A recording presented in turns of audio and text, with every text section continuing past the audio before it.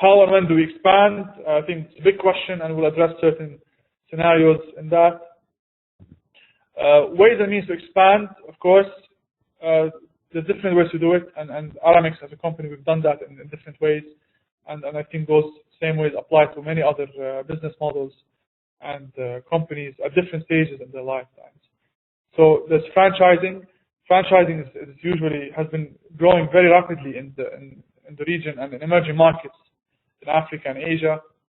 We still use franchising as one of our pillars of expansion. And this year, we're expected to sign about 10 or 15 new franchise countries, in which where we go, we find a good local partner who operates in the business, understands the industry, understands the local details, the local dynamics of the country and the market, understands customer service.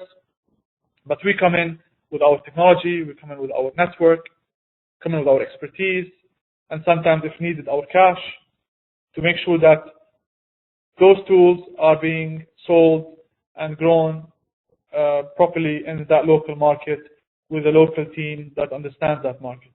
So franchising is very interesting for us, and I think it can be interesting to many people, even startups, but they have to be able to make sure to really define strongly what is it that you want to franchise, what is your advantage, what are you offering to that local franchisee. Is it the technology? Is it the know-how? Is it the system? Is it the process? There's a lot of things that you can put together, package, and then franchise by giving it to someone who will pick that set of tools, and then run with them in that local market. So franchising is becoming very powerful, and I recommend it to many people on a continuous basis. Building partnerships.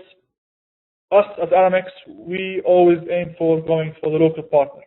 Finding a good, reliable local partner is a key. We will not go into any market without having a good local partner who can build the brand, protect it, but also ensure its proliferation in that local market. And that's usually building on their relationships, on their customer experiences, and on their experience in general in that locale, if you like. Diversification, getting into new products, is always an interesting element of growth. If you diversify products, you get into new services, and you build on your existing clientele. Always a good thing, and not very challenging if you do it the right way.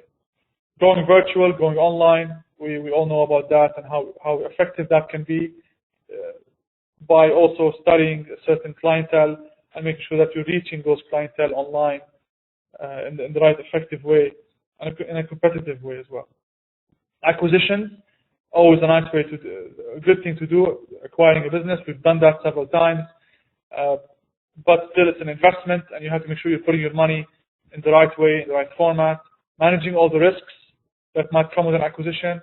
So you have to make sure you do a lot of due diligence before, understanding why you want to do that acquisition, why is it important, and how will the post-deal entity look like once you're done with that acquisition, and what is it that you want to do in that deal that will complement the two, if you like, the two partners coming together in the acquisition. How will they be, and how will they look like, and what will that partnership bring to the market and to customers? It has to be about the customers, whatever you do. What is it that are you bringing to a customer with that investment, or with that step, or with that project? If it makes sense to the customer, and then the customer eventually is the return, and then that return is coming from the customer. So always keep it, any way you do it, always have to think of what will this look like to the customer, who will eventually pay for this service or this product based on what I do in that market.